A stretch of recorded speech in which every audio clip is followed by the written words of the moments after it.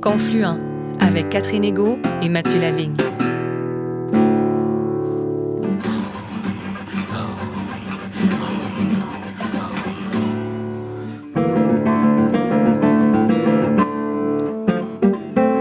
Bonjour Catherine. Bonjour Mathieu. Cette semaine, nous rencontrons Gilbert Nikwe, membre de la nation Atikamekw. Diplômé en intervention psychosociale à l'UQAM, actuellement inscrit au certificat en gouvernance autochtone à l'UQAT, Gilbert Nikwe travaille au collège à Annecy à titre de facilitateur à la vie étudiante des premiers peuples. Originaire de Manawan, Gilbert Nikwe est très impliqué dans la sensibilisation du grand public aux questions touchant les premiers peuples. Il s'intéresse particulièrement à l'éducation et à la santé des Autochtones. Il est également un fier ambassadeur de la culture atikamekw et pratique avec talent la danse du cerceau, une danse traditionnelle qui nous vient du sud-ouest des États-Unis et que l'on peut admirer, notamment dans les powwows. Dans cette entrevue, Gilbert Nikwe nous parle de son travail au collège à Annecy, de l'importance de la transmission des valeurs et de la culture atikamekw, des réalités vécues par les jeunes autochtones en milieu urbain et de sa spiritualité.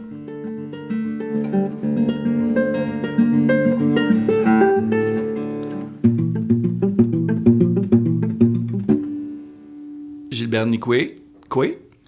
Kwe, Mathieu. Taniji Matizin? Numéro Matizin. Donc, si je comprends bien, ça va bien. Oui, ça va bien. C'est ça que je viens de dire, oui. Gilbert, depuis 2019, tu travailles au Collège Annecy comme facilitateur à la vie étudiante autochtone. Est-ce que tu pourrais nous présenter ce travail? À quoi ressemble ton quotidien au Collège Annecy? En fait, principalement, j'accompagne les étudiants autochtones dans leur projet d'études, puis tout au long de leur parcours scolaire aussi. Je suis là pour les accompagner quand ils arrivent dans une grande cégep, parce que c'est quand même une grande cégep. C'est énorme, oui. Et moi, je m'assure d'avoir une sécurisation culturelle à l'intérieur de l'établissement, puis pour que ces étudiantes-là puissent se sentir bien. Aussi, je fais des ponts, je crée des liens avec les étudiantes allochtones, les étudiantes autochtones aussi. Je m'assure aussi que les employés qui sont là puissent être sensibles aux réalités des Autochtones. Ça fait qu'on fait de la sensibilisation. Et de la formation. Des ateliers sur la sécurité culturelle. On est dans le démarche d'autochtonisation depuis quelques années avec Julie Gauthier, qui est ma collègue. On fait partie aussi du comité EDI, qui est Diversité et Inclusion. Mais moi, mon mandat, c'est de travailler auprès des étudiantes autochtones. Il y a combien d'étudiants autochtones ou issus des premiers peuples au Collège Annecy? Cette année, il y a eu 134 étudiantes autochtones qui se sont autodéclarées. J'ai au moins une vingtaine d'étudiantes qui utilisent nos services, en fait. J'en ai une vingtaine qui viennent dans la salle études, parce qu'il y a un espace autochtone aussi dans le Collège Annecy, qui m'appellent puis qui veulent avoir des accompagnements, des demandes, qui sont souvent spéciales comme demandes, parce que souvent, c'est des étudiantes en milieu urbain, c'est des étudiantes aussi qui viennent des communautés directement, fait que les besoins sont très différents. Puis le Collège Annecy, on offre quand même beaucoup de services pour l'ensemble des étudiants. Fait que je m'assure qu'ils puissent avoir ces services-là. Parce que souvent aussi, ces étudiantes-là, ils arrivent ici, c'est souvent, les parcours atypiques, c'est très fréquent. Souvent, c'est des retours aux études. Oui. Souvent, c'est des personnes qui ont déjà des enfants puis qui ont des vécus aussi, des fois, lourds dans leur communauté. Et pour eux autres, c'est comme un moyen de s'en sortir aussi puis de pouvoir aller chercher l'expertise. Quand je suis arrivée, je savais pas combien qu'il y en avait. Et puis j'étais embêtée comment aller les chercher, puis tout ça. Et on avait développé un sondage auto-identification qu'on envoie ça par Omnivox, puis les étudiantes peuvent le remplir. Quand on a envoyé le sondage auto-identification, là, à ce moment-là, j'avais les données, une liste. Oui. Là, en ce moment-là, je me suis présenté, fait que j'envoie des messages sur Omnivox à ces étudiantes-là. Fait que là, c'est comme ça qu'on commence à créer la communauté. Oui, à créer une petite communauté. Il n'y en avait pas beaucoup. Hein. J'essayais d'organiser des rencontres avec eux autres pour savoir aussi c'est quoi leurs besoins. En fait, je suis pas là non plus à mettre mes idées à moi. J'ai besoin aussi d'eux autres. C'était difficile d'aller joindre ces étudiantes-là, mais à un moment donné, on les avait. Fait que là, mais finalement, avec ce qui s'est passé en 2020, mars 2020, c'est quand ils nous ont dit de faire du télétravail. Oui. C'était comme comment qu'on va garder en contact avec ces étudiantes-là, parce que là, c'est chacun chez eux. Comment créer une communauté à distance. Oui. Gilbert, tout à l'heure, tu évoquais les besoins des étudiants autochtones qui se présentent à ton bureau, qui étudient au collège en un cycle. Est-ce que tu dirais, Gilbert, que ces besoins-là, tu les connais très bien parce que toi-même, tu as vécu un parcours académique, toi-même, ton parcours de vie t'a amené à quitter ta communauté de Manawan pour aller étudier en ville. Donc, autrement dit, ces besoins-là, tu les connais très bien parce que tu l'as vécu, cette situation-là.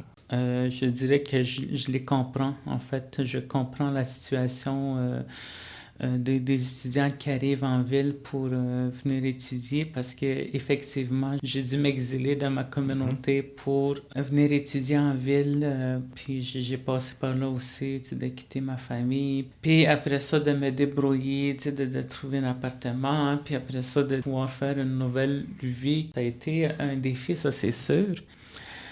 Mon parcours académique, ça a été un parcours assez atypique. J'ai essayé différents programmes.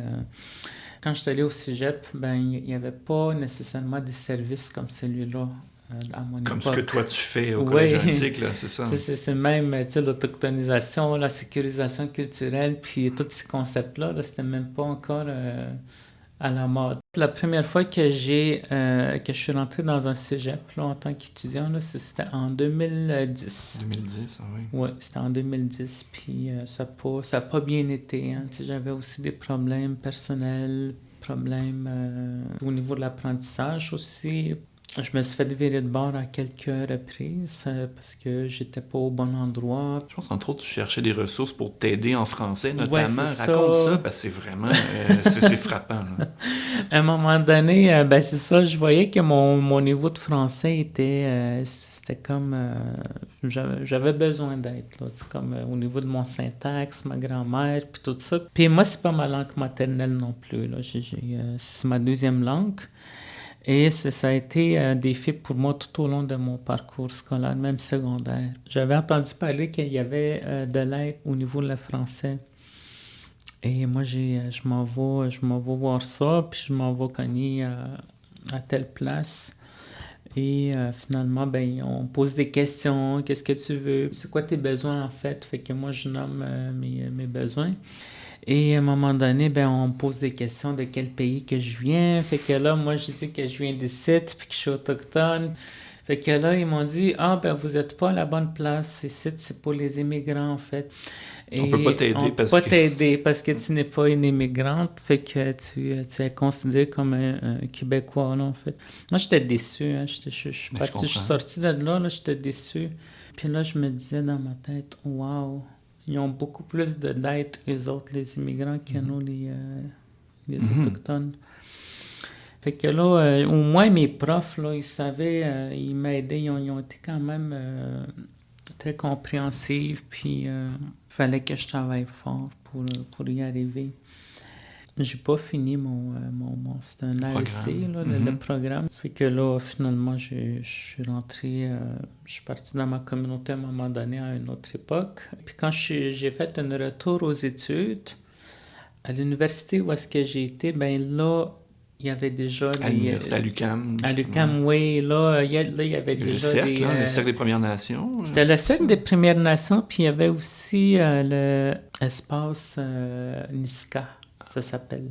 C'est un espace où est-ce que les étudiantes autochtones peuvent aller étudier, peuvent aller s'entraider. Oui, exactement. Puis c'était le fun parce que je voyais d'autres mondes, puis il y avait du monde de ma communauté aussi. Fait que des fois, on pouvait étudier ensemble. Fait que c'était comme encourageant aussi. Oui. Fait que ça m'a aidé. Oui, puis ça m'a aidé énormément aussi dans mon cheminement. Quand on m'a engagé au Collège antique, ben c'est ça que j'imaginais aussi pour ces étudiantes-là. Je me disais, waouh, ça me semble qu'un espace autochtone, ça serait pertinent pour eux autres.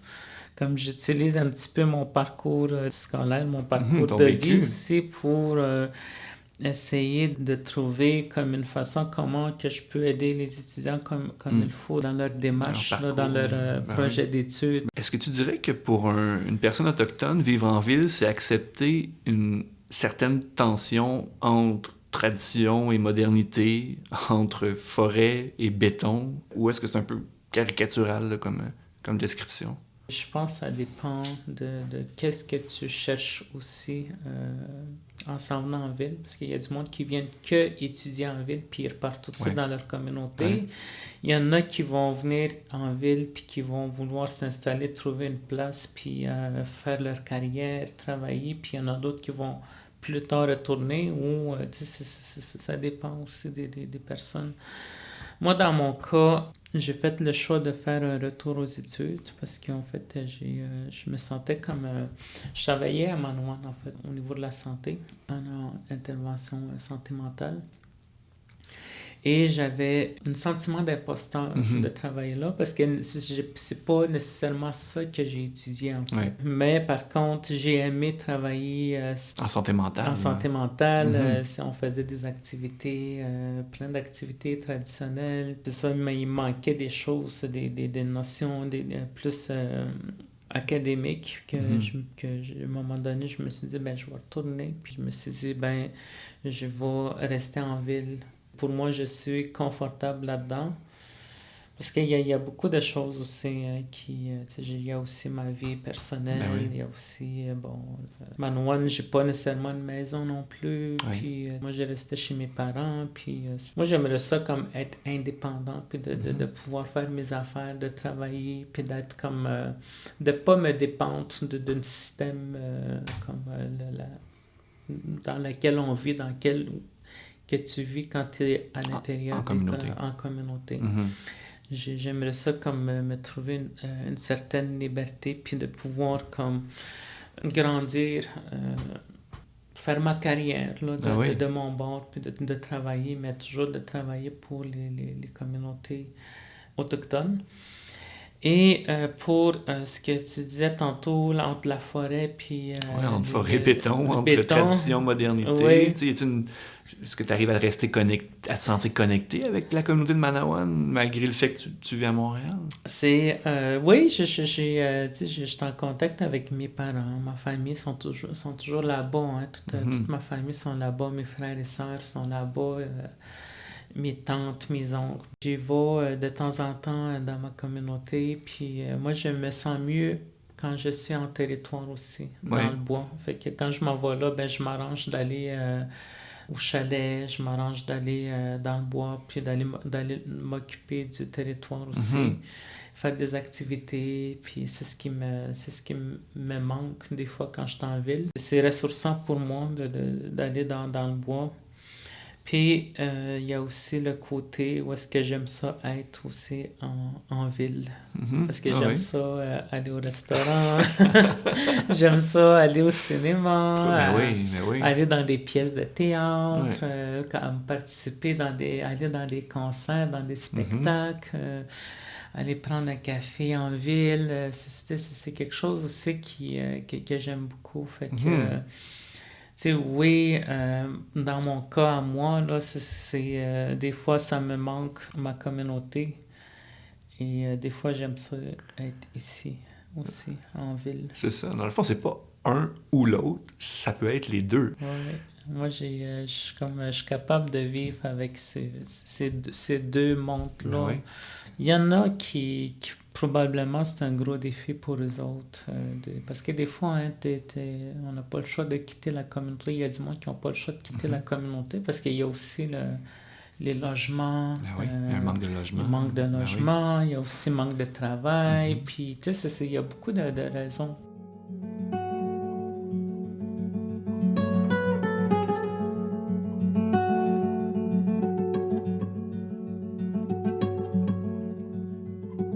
Et Gilbert, quand tu parles de ton identité, tu évoques entre autres, tu vas dire Atikamekw Néo-Ruizio.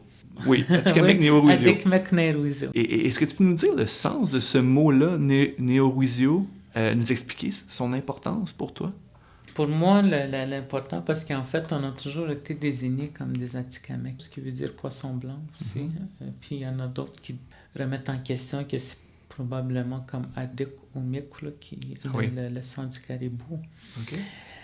Moi, je trouve que c'est important d'utiliser aussi le mot Néo-Ruizio, parce que nous autres, quand j'étais jeune, en fait, c'est ça que j'entendais, le mot. À l'intérieur de ma communauté, là, on se disait Néo-Ruizio comme... Votre façon de parler de vous-même, c'est pas tant Atikamekw, c'est Néo-Ruizio. C'est ça, c'est quand on se présentait avec du monde extérieur qu'on se disait on est des Atikamekw. Quelle nation tu es? Ben, Atikamekw. Mais à l'intérieur de notre communauté, de notre village, ben, on se disait Néo-Ruizio. Et Néo-Ruizio, c'est quelqu'un qui est en équilibre avec son environnement, quelqu'un qui est en harmonie, puis qui est capable de vivre dans l'environnement auquel il vit. Il est capable d'aller chercher sa nourriture, son médicament dans le territoire auquel il occupe. Fait que je suis comme fier de dire que oui, je suis Néo-Ruizio. Donc, c'est un être en équilibre. Si on le résume, c'est ça, dans le fond. C'est exactement. Mais c'est un fait ou un objectif? C'est ça. Est-ce que c'est un désir d'être en équilibre ou si c'est une description? Je pense qu'aujourd'hui, en tout cas, moi, c'est comme... c'est rendu que c'est un désir, je pense. En tout cas, moi, je vais parler vraiment pour moi. Là. Parce qu'en fait, à une époque, Néo-Ruizio, c'était déjà une personne qui était en équilibre parce qu'il vivait vraiment bien en territoire, puis c'était comme très confortable avec son environnement. Mais l'arrivée de contact avec les colonisateurs, il y a eu beaucoup de changements, la loi qu'on lui a imposée, le mode de vie aussi, ça, c'est sûr que ça l'a impacté. Et aujourd'hui, c'est comme on parle beaucoup de la réappropriation culturelle, de se réapproprier notre identité, puis tout ça. Fait que pour moi, ça devient comme je veux être cette personne-là que mes ancêtres y ont été. On se réapproprie en fait le nom qu'on s'est désigné à une époque. Et Gilbert, depuis ton adolescence, tu pratiques, entre autres, la danse du cerceau. Danse spectaculaire là, qui est issue des peuples autochtones du sud-ouest des États-Unis. Je pense entre autres Navajo et Lakota. Tu me corriges? Ah oui, c'est ça. C'est dans ce coin-là. Les Hopis. C'est souvent dans les powwows. Hein? Cette danse-là, on la voit souvent dans des powwows. Qu'est-ce que le fait de pratiquer cette danse t'apporte? Est-ce que c'est pour toi une démarche identitaire, spirituelle, artistique? Un peu tout ça. Je te dirais que c'est un petit peu de tout ça. Tu sais, au début là, quand j'ai commencé, j'étais jeune, là, j'avais peut-être 15 ans quand j'ai commencé à danser. Mais j'étais plus jeune quand j'ai vu la première fois la danse. Là, c'était à Maniwaki. Dans un powwow, on avait été là une fin de semaine avec ma famille, puis il y avait une personne qui dansait ça. Puis j'avais jamais vu ça avant. C'était comme la première fois que je voyais ça, puis j'ai été comme abasourdi quand j'ai vu la danse. C'était comme « wow, c'est ça que je veux faire ». J'avais toujours ce désir-là de vouloir faire cette danse-là. À un moment donné, j'avais été demandé la personne, puis tu m'enseignais, puis tout ça, fait que j'étais trop jeune. Et au fil du temps, j'ai fait des démarches là, pour vraiment apprendre. Puis à un moment donné, j'avais un ami qui dansait les cerceaux, fait que j'avais dit je veux que tu m'apprennes à danser. Puis elle me l'avait appris. Puis on avait fait pendant 1 an de temps, là, j'étais beaucoup là-dessus, puis je dansais. Sans nécessairement comprendre pourquoi je dansais ça, parce que pour moi, je le trouvais juste beau. Là. C'était plus côté artistique en ce moment-là. Et je sais pas qu'est-ce qui s'est passé dans ma vie, mais les powwows, les chants de powwow, les danses, c'est quelque chose qui me touchait beaucoup, oui. J'avais des frissons puis tout ça, fait que j'étais tout le temps comme content d'être dans ce genre d'environnement-là. Et la danse des cerceaux, plus tard dans mon cheminement, j'ai comme compris d'où ça vient, sur son origine. Fait que j'étais aussi comme dans un cheminement spirituel. Ça devenait comme un cheminement spirituel aussi. Puis ça m'aidait, moi, à essayer d'être équilibré dans ma vie, même si ça n'a pas toujours été le cas, à me guérir de toutes ces blessures-là. Et on dirait que ça a beaucoup plus de sens pour moi d'être sobre, puis de pouvoir danser les cerceaux, puis de comprendre aussi, parce que quand tu danses, tu fais une prière en même temps. C'est une histoire que tu... c'est pas un spectacle. Non, c'est ça. C'est pour faire comprendre ça. C'est pas un spectacle, puis tu danses avec tes esprits. Qu'est-ce que tu réponds aux gens qui disent ouais, mais la danse du cerceau, c'est pas Atikamekw? En fait, moi, je dirais que je reconnais que c'est une danse qui vient de l'extérieur, mais son histoire, ça me touche. Parce qu'en fait, il y a comme une historique derrière ça aussi. Oui, ça vient de sud-ouest, oui, ça vient de loin. Puis c'est une des danses qui est plus ancienne aussi, très ancienne. Et à cette époque-là, c'était des personnes des chamans, des hommes médecins qui faisaient la danse des cerceaux. Parce qu'en fait, comme je disais tantôt, c'est une prière, tu évoques les esprits avec les figures que tu fais, comme avec les cerceaux. Puis là, quand tu danses ça, c'est au rythme des tambours. Mm-hmm. Et il y a des animaux, des végétales que tu... l'animal ou c'est ça, l'univers. Puis, oui. Exactement. C'est une danse qui a survécu à travers les tentatives d'assimilation. Et moi, je suis vraiment fière de pouvoir danser cette danse-là, puis de pouvoir dire d'où ça vient, puis de pouvoir raconter son histoire, puis de pouvoir danser, en fait. Puis qu'on arrête de dire c'est pas ta danse. Je suis comme aussi dans un processus de réappropriation de ma culture aussi. Tu sais, on dit aussi souvent ouais, mais le powwow, c'est pas Atikamekw, c'est pas vous autres. Mais tu sais, c'est faut comprendre aussi d'où vient le powwow, parce qu'il y a eu une époque aussi où est-ce que les Autochtones n'avaient pas le droit de pratiquer leur tradition, leur culture, leur cérémonie, puis tout ça.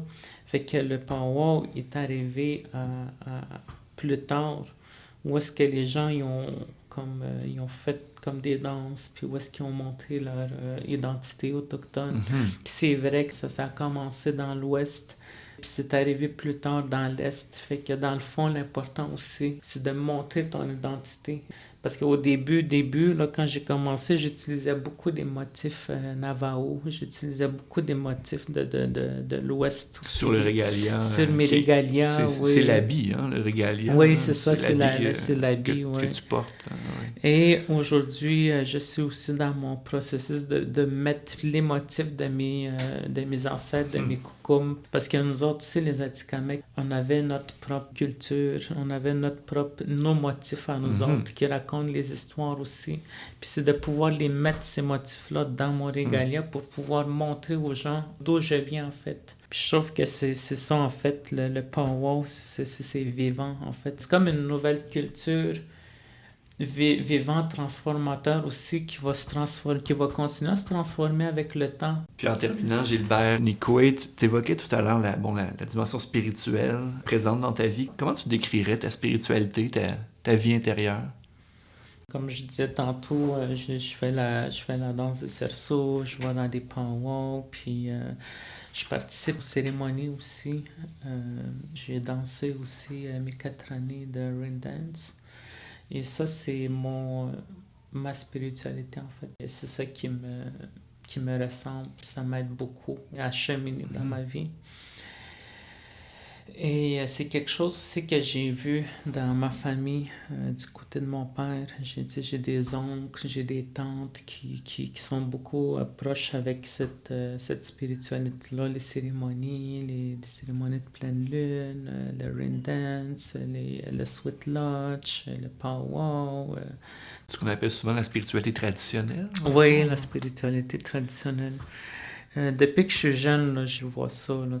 Puis il y a du côté de ma mère aussi, mes tantes, puis mes grands-tantes, mes coucoums, là, puis qui sont plus religieux, là, qui sont plus l'église. Puis, fait que c'est quelque chose aussi que j'ai vu. Puis je suis proche de la religion catholique, là, dans le fond. Oui, c'est ça, la religion catholique.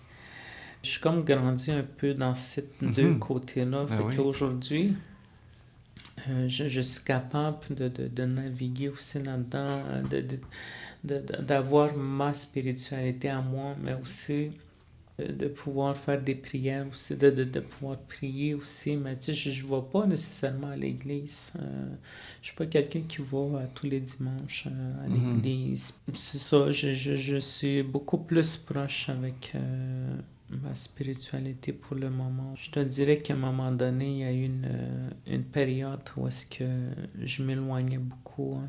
Tantôt, je parlais de ma dépendance. Là, c'est à l'alcool puis à d'autres substances. À un moment donné, je me suis éloigné de tout ça, de tout, même les powwows, j'y allais plus. Puis ça fait qu'à un moment donné, j'ai été perdu dans toute cette de ce côté sombre-là. Oui. Et quand je suis sorti de là, quand j'ai repris mes esprits, quand j'ai repris mon pouvoir, c'est à partir de ce moment-là que ma spiritualité aussi est revenue. Fait qu'aujourd'hui, je suis comme encore plus proche. Néo-Wizio? Néo-Wizio, oui. C'est ça, Néo-Wizio, c'est aussi une personne qui est proche de sa spiritualité, mais aussi qui est proche avec la nature, qui au niveau physique aussi, qui est capable de s'adapter à l'environnement. Oui. Ben, Gilbert Nicoué, je suis content que tu ailles mieux. Je sens un équilibre à portée de main. Merci. Merci beaucoup, Mathieu. Je te miigwech de m'avoir invité puis qu'on puisse jaser. Je te miigwech, Gilbert, vraiment. Machachi, puis merci pour ta confiance. Ça fait plaisir, Mathieu. Nous remercions de sa grande générosité notre invité Gilbert Nicoué, facilitateur à la vie étudiante des Premiers Peuples au Collège à Annecy et jeune leader inspirant, originaire de la communauté Atikamekw de Manawan. L'émission Confluent est produite par Mission Chez Nous. Vous souhaitez en savoir plus sur cet organisme de solidarité chrétienne avec les Premiers Peuples? Visitez sans tarder notre site web www.missioncheznous.com. À la semaine prochaine, Catherine. À la semaine prochaine, Mathieu.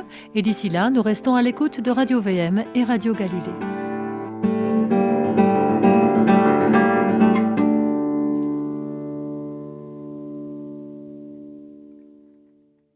Cette émission est produite par l'organisme Mission Chez Nous avec le généreux soutien financier des Oblates franciscaines de Saint-Joseph et la Fondation Lucien Labelle.